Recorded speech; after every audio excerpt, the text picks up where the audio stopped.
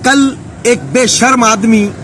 जो पाकिस्तान के सबसे बड़े एग्जीक्यूटिव ओहदे पर फायज है, मीडिया पर आकर बिलावल की नकलें उतार रहा था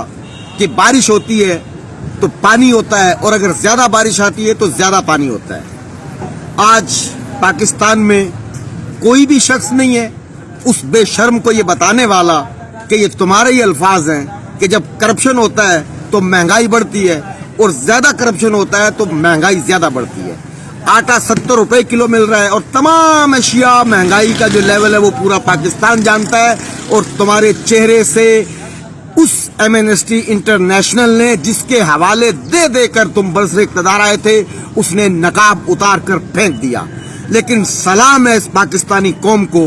कि पूरी दुनिया में ये अखबारों में पढ़ते हैं, ईरान हो, लबनान हो, शाम हो, इराक हो, यहाँ तक कि हिंदुस्तान में एक एनआरसी पास हुआ और पूरा हिंदुस्तान शाम से जो एहतजाज शुरू हुआ वो कैपिटल तक पहुंच गया। लेकिन पाकिस्तानी अवाम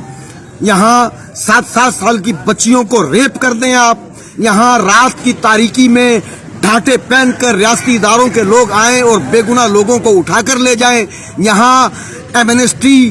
का इदारा वजीर आजम और उसकी काबीना के चेहरे से नकाब उतार कर फेंक दे, लेकिन अवाम टस से मस होने का नाम नहीं लेती। इस अवाम ने तय कर लिया है कि जिल्लत सहेंगे, महंगाई बर्दाश्त करेंगे,